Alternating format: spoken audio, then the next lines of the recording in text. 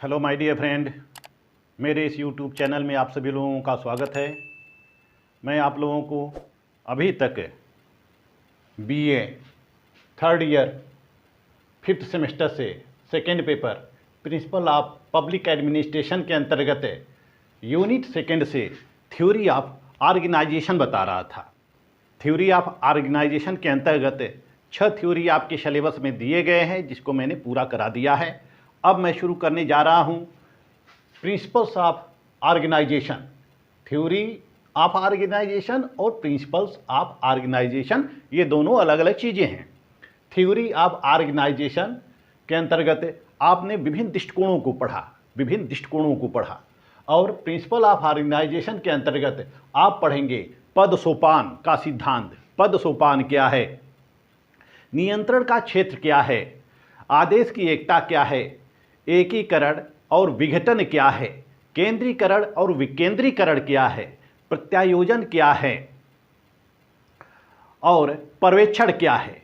ये विभिन्न सिद्धांतों को या विभिन्न विषयों को आप संगठन के सिद्धांत के अंतर्गत पढ़ेंगे। तो थोड़ा सा मैं फोकस करना चाहूँगा थ्योरी एंड प्रिंसिपल। थ्योरी और प्रिंसिपल में अंतर क्या होता है। देखिए, प्रिंसिपल जो होता है सबके लिए अलग अलग हो सकते हैं। जैसे स्कूल का प्रिंसिपल, हर स्कूल का प्रिंसिपल्स का मतलब यहाँ सिद्धांत है, प्रधानाचार्य नहीं, प्राचार्य नहीं। प्रिंसिपल्स का मतलब यहाँ सिद्धांत से है। तो हर स्कूल के जो प्रिंसिपल्स होते हैं वह अलग अलग हो सकते हैं। जैसे कि हर व्यक्तियों के अपने अपने प्रिंसिपल होते हैं या अलग अलग हो सकते हैं। देश काल के लिए प्रिंसिपल्स अलग हो सकते हैं, भारत के लिए प्रिंसिपल अलग हो सकते हैं, चीन के लिए अलग हो सकते हैं, अमेरिका के लिए अलग हो सकते हैं, जापान के लिए अलग हो सकते हैं। यानी कि प्रशासन के अंतर्गत जो प्रिंसिपल्स हैं, जो सिद्धांत है, वो अलग हो सकते हैं। लेकिन जो थ्योरी है, थ्योरी यानी कि एक प्रकार का दृष्टिकोण है, यह थ्योरी जो है सार्वभौमिक होता है। यह प्रत्येक देश के लिए, प्रत्येक समय के लिए, प्रत्येक काल के लिए एक ही होता है। चाहे हम अमेरिका की शासन व्यवस्था को ले लें, या फिर भारत की शासन व्यवस्था को ले लें, या चीन के शासन व्यवस्था को ले लें, स्विट्जरलैंड की शासन व्यवस्था को ले लें। ये जो थ्योरी होता है हर जगह अप्लाई होता है और यह सार्वभौमिक होता है। थ्योरी एक होते हैं, थ्योरी प्रत्येक देश के लिए समान हो सकते हैं। जैसे कि आर्किमिडीज का सिद्धांत, फ्लेमिंग का सिद्धांत, जो फिजिक्स में जितनी थ्योरी दी गई है, फिजिक्स में जितनी थ्योरी दी गई है, या केमिस्ट्री में यानी कि साइंस में जितनी थ्योरी है वो थ्योरी सब एक हो सकते हैं। थ्योरी सब एक ही होते हैं। साइंस के अंतर्गत जितनी थ्योरी दी गई है सब एक होते हैं। लेकिन जो प्रिंसिपल्स होते हैं यह अलग अलग हो सकते हैं। तो हम इस वीडियो के अंतर्गत संगठन के सिद्धांत के अंतर्गत पहला पद सोपान का अध्ययन करेंगे। What is hierarchy. हायरार्की क्या होती है। पद सोपान, पद सोपान जो है अंग्रेजी शब्द के हायरार्की का हिंदी रूपांतर है। अंग्रेजी शब्द हायरार्की का हिंदी रूपांतर है, जिसका अर्थ होता है निम्न तर पर उच्चतर का शासन। निम्न तर पर उच्चतर का शासन, उच्चतर का शासन, निम्न तर पर उच्चतर का शासन, निम्न तर पर उच्चतर का शासन, यह होता है हायरार्की का मतलब होता है, या फिर नियंत्रण होता है। जब उच्च अधिकारी अपने अधीनस्थ अधिकारियों के ऊपर या निम्न अधिकारियों के ऊपर नियंत्रण करते हैं तो वह पद सोपान कहलाता है। यानी कि वह व्यवस्था किसके अंतर्गत होती है, पद सोपान की अवस्था होती है। परंतु सही दृष्टि से इसका अभिप्राय होता है एक ऐसे संगठन से जो पदों के उत्तरोत्तर क्रम के अनुसार, जो पदों के उत्तरोत्तर, पदों के उत्तरोत्तर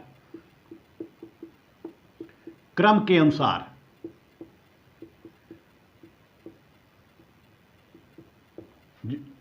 पदों के उत्तरोत्तर क्रम के अनुसार सोपान अथवा सीढ़ी की भांति संगठित किया जाए। सोपान, सोपान अथवा सीढ़ी के भांति संगठित किया जाए। यानी कि पदों के उत्तरोत्तर क्रम के अनुसार सोपान अथवा सीढ़ी की भांति संगठित किया जाए। पद सोपान के अंतर्गत प्रत्येक जो निचला पद होता है वह उच्च पदों के अधीन होता है। प्रत्येक निचला पद उच्च पदों के अधीन होता है। इसका मौलिक सिद्धांत यह है कि जो ऊपर के अधिकारी होते हैं, इसका मौलिक सिद्धांत यह है कि जो ऊपर के अधिकारी होते हैं कभी भी नीचे के अधिकारियों के साथ संपर्क स्थापित करते समय मध्यस्थ पदाधिकारी की उपेक्षा नहीं कर सकते हैं। मध्यस्थ पदाधिकारी की उपेक्षा नहीं कर सकते हैं। जैसे कि ए है, बी है, सी है, डी है, ई है, एफ है, ये विभिन्न अधिकारी हैं, तो इनका क्रम विन्यास चला रहता है। यानी कि सबसे निम्न अधिकारी यह होता है, उससे उच्च अधिकारी यह होता है, ई है, उससे उच्च अधिकारी डी है, इसी तरह से सी है, बी है, और ए सबसे श्रेष्ठ अधिकारी है। यह सबसे श्रेष्ठ अधिकारी होता है। तो यह जब इससे संबंध स्थापित करेगा तो डायरेक्ट इससे संबंध एफ से संबंध स्थापित नहीं करेगा, बल्कि क्रम विन्यास के अनुसार यह संबंध स्थापित करेगा। यह इसको आदेश, ए बी को आदेश देगा, बी सी को देगा, सी डी को देगा, डी ई को देगा, डी और ई एफ को देगा। तो इस तरह से व्यवस्था चलती रहती है पदसोपान के अंतर्गत। यानी कि नीचे के जो अधिकारी होते हैं अपने ऊंचे के अधिकारियों की अवहेलना नहीं कर सकते हैं। ये जो नीचे के अधिकारी होते हैं ये अपने उच्च अधिकारियों के आदेशों की अवहेलना नहीं कर सकते हैं। तो जो उच्च अधिकारी होता है, तो उच्च अधिकारी और ये जो निम्न अधिकारी होते हैं, उच्च अधिकारी और निम्न अधिकारियों के मध्य संचार के जो साधन होते हैं यह मध्यस्थ अधिकारी ही होते हैं। यह मध्यस्थ अधिकारी ही होते हैं। उच्च अधिकारी और निम्न अधिकारी के बीच संचार का साधन कौन होता है? मध्यस्थ अधिकारी होता है। यह निम्न अधिकारी उच्च अधिकारियों से, अपने उच्च अधिकारियों से आदेश प्राप्त करता जाता है। उच्च अधिकारी सीधे निम्न अधिकारी को आदेश नहीं दे सकता है। जैसे कि जो डीएम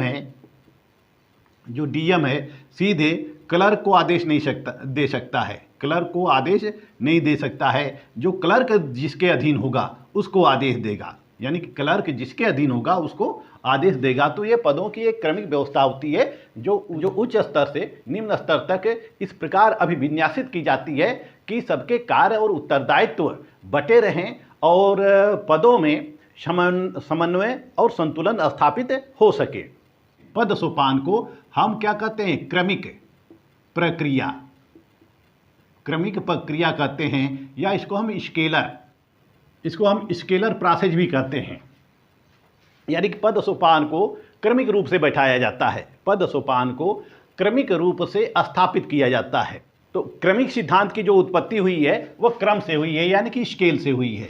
इसकी उत्पत्ति कहाँ से हुई? क्रम से हुई है, स्केल से हुई है। स्केल का मतलब पैमाना। जैसे कि पहले सबसे छोटी इकाई चलती है, छोटी इकाई से बड़ी इकाई चलती रहती है, छोटी इकाई से बड़ी इकाई तक मापन प्रक्रिया चलती रहती है। तो स्केल के हिसाब से पदों को बैठाया जाता है, पदों को स्थापित किया जाता है, पदों को अभिविन्यासित किया जाता है। और ये जो पद सोपान होता है यह एक सीढ़ी की भांति होता है। यह पद सोपान एक सीढ़ी की भांति होता है जिसमें कि क्रमिक रूप से व्यक्ति या आदेश चलते रहते हैं। जिस तरह से व्यक्ति होता है वह सबसे पहले जिस तरह से व्यक्ति है यह डायरेक्ट अंतिम सीढ़ी पर नहीं पहुंच पाता है।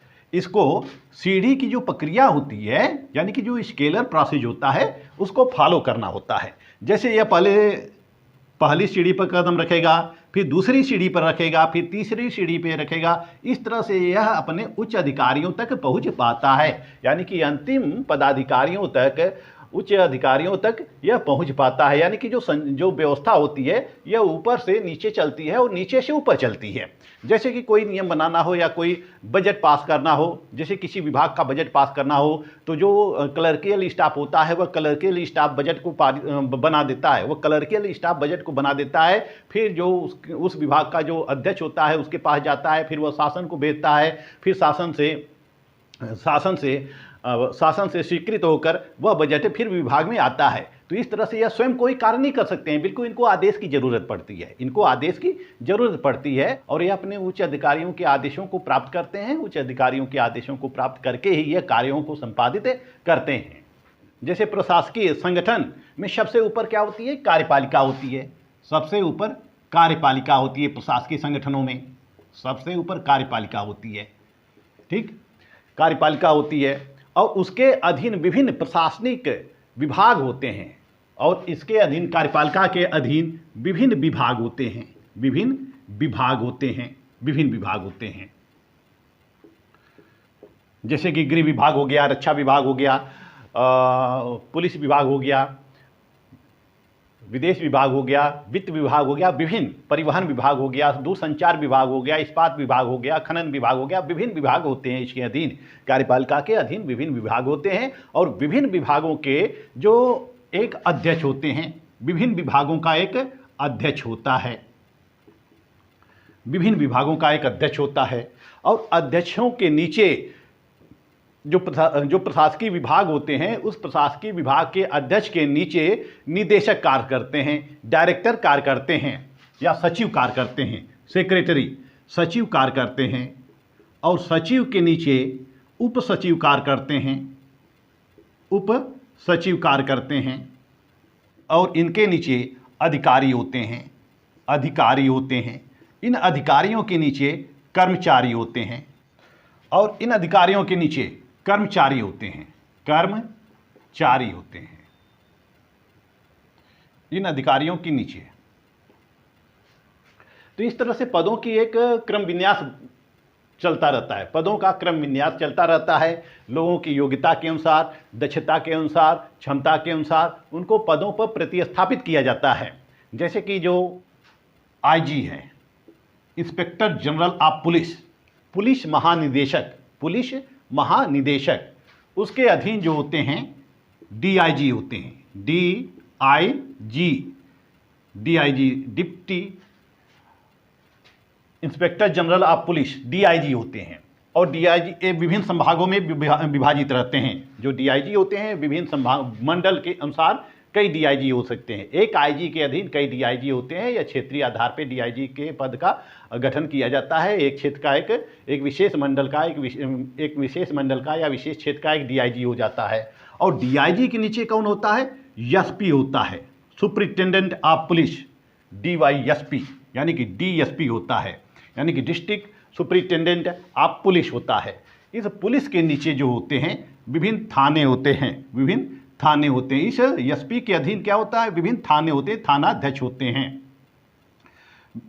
एसपी के अंदर एसपी के अधीन इंस्पेक्टर होते हैं, इंस्पेक्टर होते हैं, एसपी के अधीन इंस्पेक्टर होते हैं। और इंस्पेक्टर के अधीन सब इंस्पेक्टर होते हैं, सब इंस्पेक्टर के अधीन कांस्टेबल होते हैं। तो इस तरह से पदों का एक क्रम विन्यास चलता रहता है, ऊपर से नीचे तक चलता रहता है। यानी कि सबसे निचले कर्मचारी जो होते हैं ऊपर वाले अधिकारियों के आदेशों को क्रियान्वित करते हैं। प्रोफेसर व्हाइट कहते हैं, प्रोफेसर व्हाइट,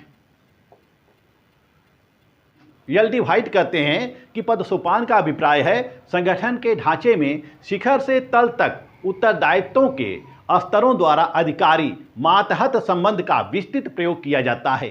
यानी कि शिखर से लेकर तल तक उत्तरदायित्व के स्तरों तथा अधिकारी मातहत संबंध का विस्तृत प्रयोग किया जाता है। इसी तरह से अर्ल लैथम कहते हैं, अर्ल लैथम, इसी तरह से अर्ल लैथम,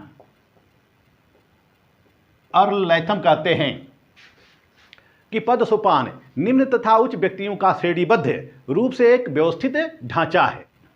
पद सोपान निम्न तथा उच्च व्यक्तियों का श्रेणीबद्ध रूप में एक व्यवस्थित ढांचा है, यह अर्ल लैथम कहते हैं। यानी कि संगठन में ऊपर से नीचे तक उच्चाधिकारी एवं अधीनस्थ कर्मचारियों में विभिन्न स्तरों पर संबंध स्थापित करना ही पद सोपान है। मूने तथा रैले ने इसे स्केलर प्रक्रिया कहा है। स्केलर प्रक्रिया किसने कहा है? मूने और रैले ने, मूने एवं रैले, मूने एवं रैले ने पद सोपान को स्केलर प्रक्रिया कहा है या क्रमिक प्रक्रिया कहा है। आइए देखते हैं पद सोपान की विशेषताएं। पद सोपान की विशेषताएं क्या होती हैं? पहला है नेतृत्व, नेतृत्व, नेतृत्व।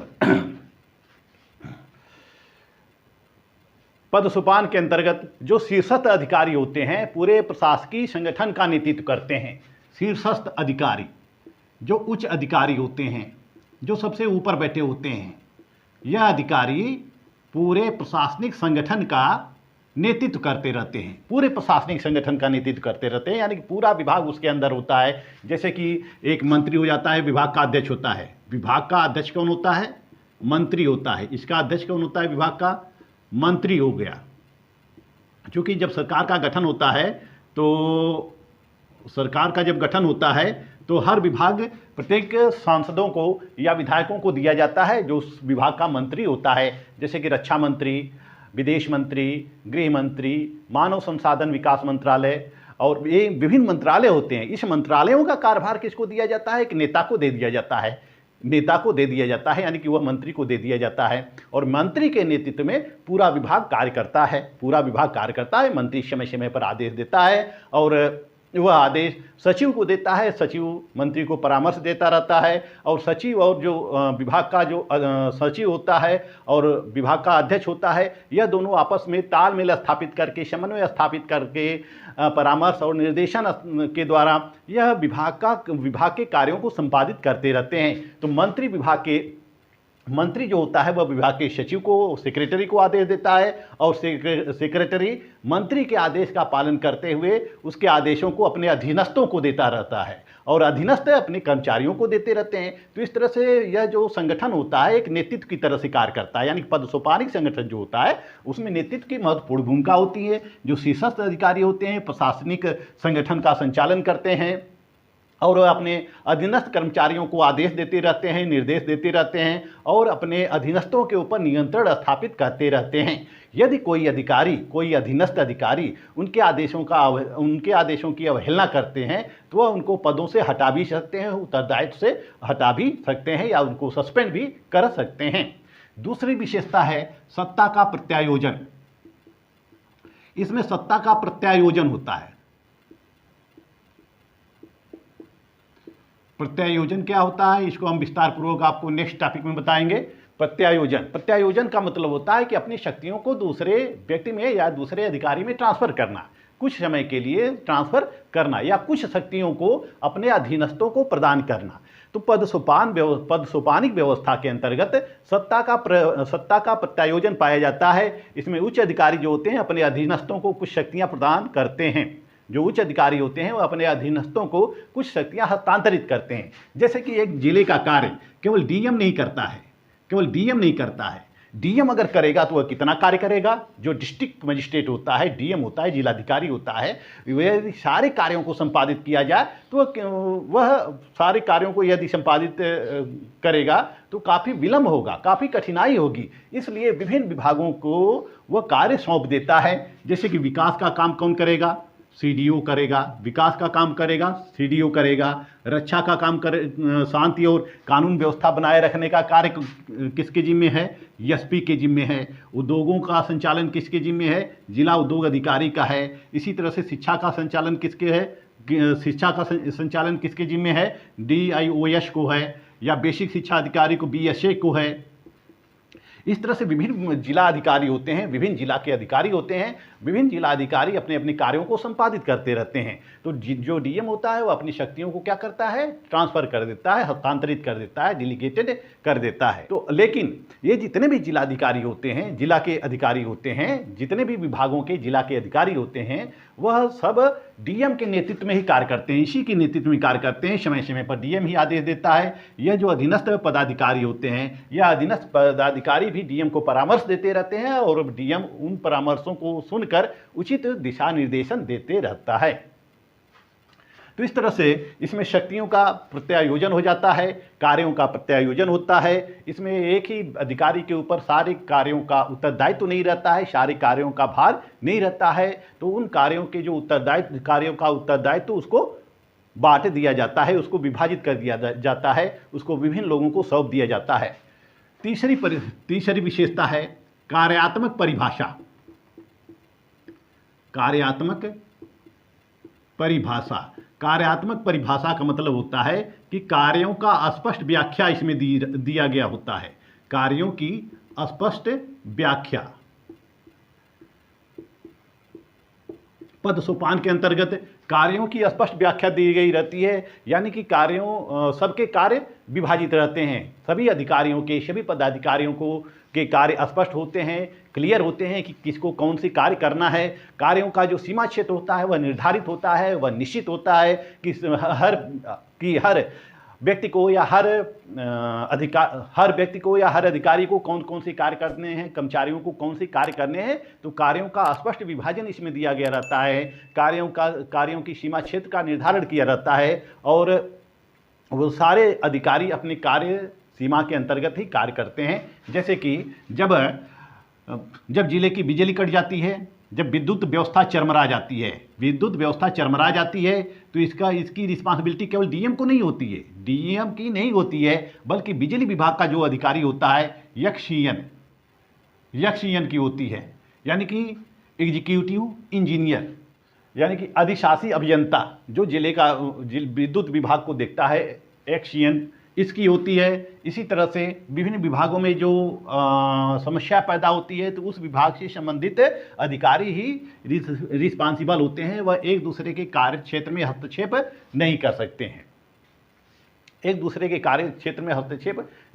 हैं, इस तरह से कार्यों के सीमा क्षेत्र को निर्धारित कर दिया जाता है। प्रत्येक अधिकारी, प्रत्येक कर्मचारी अपना अपना कार्य करते रहते हैं। अब आइए देखते हैं पद सोपान का वर्गीकरण।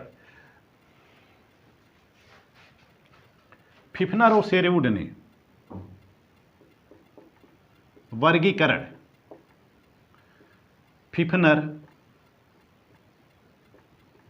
फिफनर एवं शेरवुड ने पद सोपान को 4 भागों में बांटा है। पहला है कार्यात्मक पद सोपान।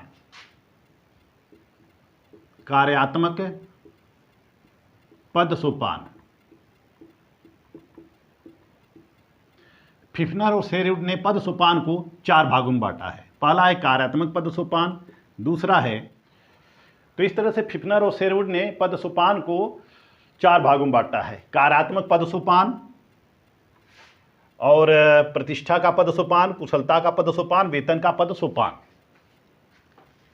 आइए हम देखते हैं कार्यात्मक पद सोपान। ये कार्यात्मक पद सोपान क्या होता है? कार्यात्मक पद सोपान, जो कार्यात्मक पद सोपान होता है वह प्रबंधकीय संगठनों में होता है। जहां प्रबंध तंत्र पाया जाता है, प्रबंधकीय संगठन होता है, उस प्रबंधकीय संगठन में कार्यात्मक पद सोपान को देखा जा सकता है। यह श्रम विभाजित पर आधारित होता है, अर्थात कार्यों का विभिन्नीकरण होता है, कार्यों का बंटवारा होता है। इसमें जो कार्य होते हैं इसमें कार्य जो होते हैं उनके पद और उत्तरदायित्व के अनुरूप विभाजित किए रहते हैं। कार्यों का बंटवारा कर दिया जाता है, किसको कौन सा कार्य करना है। इसमें समान कार्य एवं उत्तरदायित्व रहते हैं, यानी कि एक ही कार्य करने वाले व्यक्तियों को समान वेतन दिया जाता है और यह अपने पदों के अनुरूप कार्य करते हैं। जैसे कि इंजीनियर इंजीनियरिंग का काम करता है, चिकित्सक चिकित्सा का काम करता है, शिक्षक शिक्षक का काम करता है, शिक्षक शिक्षा का काम करता है। इसी तरह से जो विभिन्न पद होते, जो श्रमिक होता है वह श्रम का कार्य करता है। यानी कि प्रत्येक अधिकारी, यानी कि प्रत्येक व्यक्ति या अधिकारी या कर्मचारी ऐसे कार्य करेगा जो उसके वर्गीकृत कार्यों के अनुरूप हो। जो उसके लिए कार्य सौंपे गए हैं वह अपने कार्य के स्वरूप के, कार्य के नेचर के अनुरूप ही कार्य करेगा। वह कार्य कैसे करेगा? जो उसको कार्य सौंपे गए हैं। तो फिफनर और शेरवुड ने कार्य के आधार पर पद सोपान की व्यवस्था की गई है। कार्य के आधार पर कार्यात्मक पद सोपान का वर्गीकरण किया है, जो केवल कार्य, इसमें कार्य की प्रकृति महत्वपूर्ण होती है। यानी कि सबके कार्य अलग अलग होते हैं, एक पुलिस का कार्य अलग होता है, एक कांस्टेबल का कार्य अलग होता है, एक एसपी का कार्य अलग होता है, एक डीआईजी का कार्य अलग होता है, आईजी का कार्य अलग होता है। तो सबके कार्य इसमें अलग अलग होते हैं। वह अपने कार्यों के अनुसार, वह अपने कार्य के प्रकृति के अनुसार कार्य करते रहते हैं। दूसरा है प्रतिष्ठा का पद सोपान। यह जो प्रतिष्ठा का पद सोपान होता है यह कार्य के पद सोपान से भिन्न होता है, यानी कार्यात्मक पद सोपान से भिन्न होता है। कार्य का पद सोपान व्यक्ति के कार्यों पर बल देता है, जबकि प्रतिष्ठा का सोपान जो होता है वह व्यक्ति के स्तर, वेतन, विशेष अधिकारों पर बल देता है। यानी कि इसमें व्यक्ति के स्तर, व्यक्ति के वेतन एवं विशेष अधिकारों को दृष्टि में रखा जाता है। इस प्रकार के पद सोपान को अमेरिका और यूरोपीय देशों में देखा जा सकता है। इसके अंतर्गत योग्यता को महत्व दिया जाता है, कुशलता को महत्व दिया जाता है। यानी कि योग्यता और कुशलता के आधार पर पदों का वितरण किया जाता है। यह जब योग्यता के आधार पर, कुशलता के आधार पर, क्षमता के आधार पर पदों का वितरण किया जाता है तो वह प्रतिष्ठा का सोपान कहलाता है। जैसे कि एक स्कूल का एक प्रिंसिपल हो गया, वो प्रतिष्ठा का पद है, प्रिंसिपल प्रतिष्ठा का पद है। इसी तरह से किसी विभाग का अध्यक्ष हो गया या एसपी हो गया, यह भी क्या है? यह प्रतिष्ठा का पद है। जो प्रतिष्ठा का पद होता है, इस प्रतिष्ठा के पद में व्यक्ति के स्तर, वेतन और विशेष अधिकारों को दृष्टि में रखा जाता है। कुशलता का पद सोपान, यानी कि द हायरार्की ऑफ स्किल, इसको हम क्या कहते हैं, हायरार्की ऑफ स्किल कहते हैं। इसमें पदों का विन्यास जो होता है प्रशिक्षण और अनुभव के आधार पर किया जाता है। पदों का विन्यास जो होता है प्रशिक्षण और अनुभव के आधार पर किया जाता है। प्रशासकीय कुशलता के आधार पर व्यक्ति को विभिन्न कार्य सौंपे जाते हैं। प्रशासकीय कुशलता के आधार पर व्यक्ति को विभिन्न कार्य सौंपे जाते हैं, जैसे नियोजन संबंधी कार्य, जो प्लानिंग यानी कि प्लानिंग संबंधी कार्य, जो प्लानिंग के विषय में जानता हो, जो विशेषज्ञ होता है, जिसके अंदर योग्यता होती है, उसको प्लानिंग में रखा जाता है। जनसंपर्क संबंधी कार्य, जो जनसंपर्क करने में माहिर होते हैं, उनको जनसंपर्क संबंधी कार्यों में रखा जाता है। समन्वय का कार्य, जो विभिन्न विभागों में समन्वय का कार्य आसानी से और अपने विवेकपूर्ण ढंग से संपादित कर देते हैं, उनको समन्वय का कार्य सौंपा जाता है।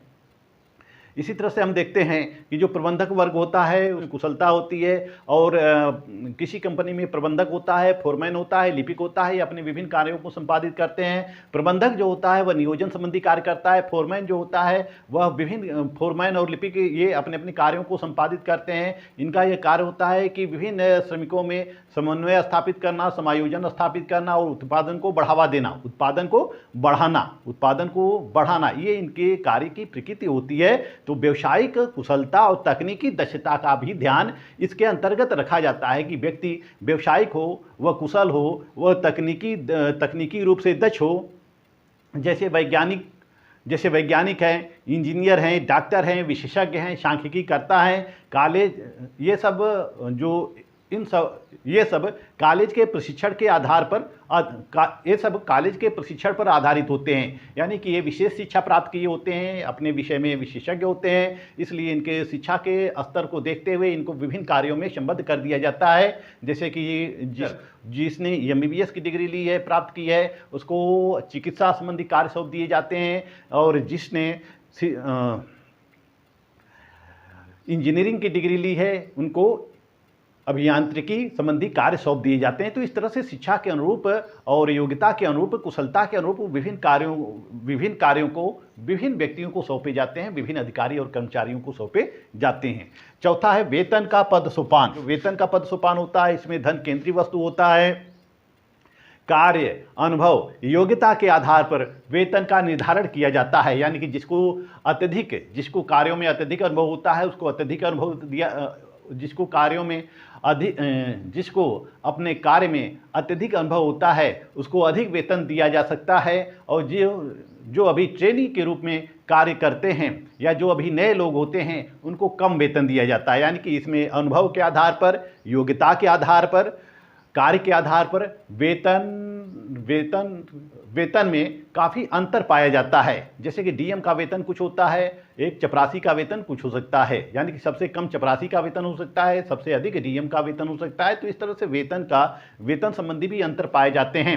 तो यह वेतन संबंधी जो अंतर पाए जाते हैं, इसको हम वेतन का पद सोपान कहते हैं। सबकी ग्रेड अलग होती है, सबकी पे स्केल अलग होती है। जो जिस लेवल का अधिकारी होता है, जिस लेवल का कर्मचारी होता है, उसको उस लेवल के हिसाब से ग्रेड पे दिया जाता है या स्केल दिया जाता है। उसको स्केल दिया जाता है या स्केल और ग्रेड पे उस हिसाब से उसको दिया जाता है। यानी कि वेतन में भारी अंतर देखने को मिलता है।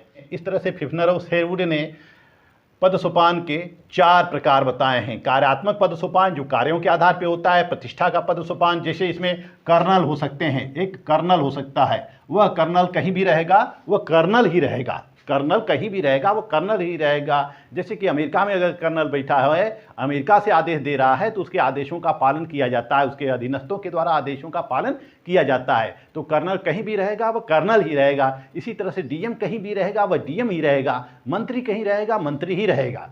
तो यह प्रतिष्ठा का पद सोपान होता है। कुशलता का पद सोपान जो व्यावसायिक तकनीकी दक्षता के आधार पर जब पदों का बंटवारा किया जाता है। तो इस तरह से पद सोपान को फिफ्नर और शेरवुड ने 4 भागों में विभाजित किया है। आइए अब देखते हैं हम पद सोपान के गुण और दोष। आइए अब हम पद सोपान के गुण और दोषों को देखते हैं। पद सोपान के गुण क्या है? एकीकरण, पद सोपान के अंतर्गत एकीकरण की प्रक्रिया पाई जाती है। इस सिद्धांत के द्वारा ही कार्य विभाजन के फलस्वरूप उत्पन्न होने वाले संगठन की विविध इकाइयों का एकीकरण किया जाता है। जो संगठन में विभिन्न इकाई होते हैं उन इकाइयों का एकीकरण किया जाता है। यही वह धागा होता है जिसके द्वारा विभिन्न अंगों को एक साथ पिरोया जाता है, यानी कि पद सोपान के द्वारा ही समस्त विभाग को एक सूत्र में बांधा जाता है। इसके अंतर्गत सत्ता और उत्तरदायित्व का प्रत्यायोजन होता है। सबकी सत्ता और उत्तरदायित्व का बंटवारा किया जाता है। उच्च अधिकारी से लेकर निम्न अधिकारी तक सबके कार्य अलग अलग होते हैं। सबको कुछ न कुछ शक्तियां दी गई होती हैं। कुछ न कुछ सत्ता तथा उत्तरदायित्व सबको मिले हुए होते हैं। वह सत्ता और उत्तरदायित्व के अधीन कार्य करते रहते हैं। वह अपनी सत्ता और उत्तरदायित्व के अधीन कार्य करते रहते हैं और उसी के अनुसार केंद्रों की स्थापना भी की जाती है। जैसे हम देखते हैं कि विभागों के विभिन्न केंद्र बनाए जाते हैं।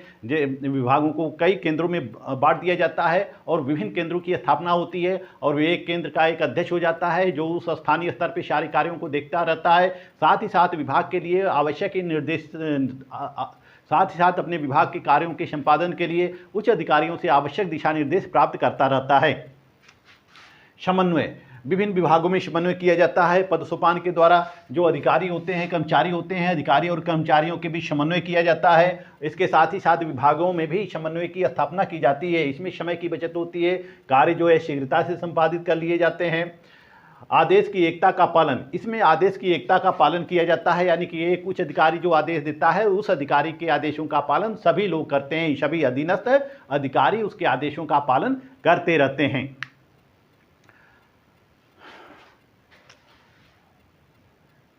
कार्यों की स्पष्ट व्याख्या, आदेश कार्यों की स्पष्ट व्याख्या, इसमें कार्यों की स्पष्ट व्याख्या दी गई होती है। सबके कार्य डिसाइड होते हैं। लिखित रूप से सबको कार्य सौंपे जाते हैं। आदेश की एकता का सिद्धांत का पूर्णतः पालन होता है। एक व्यक्ति का केवल एक ही उच्च अधिकारी होगा। वह दूसरे अधिकारियों से आदेश प्राप्त नहीं कर सकता है और दूसरे अधिकारी से आज्ञा प्राप्त नहीं कर सकता है। वह केवल अपने उच्च अधिकारी के आदेशों का ही पालन करेगा।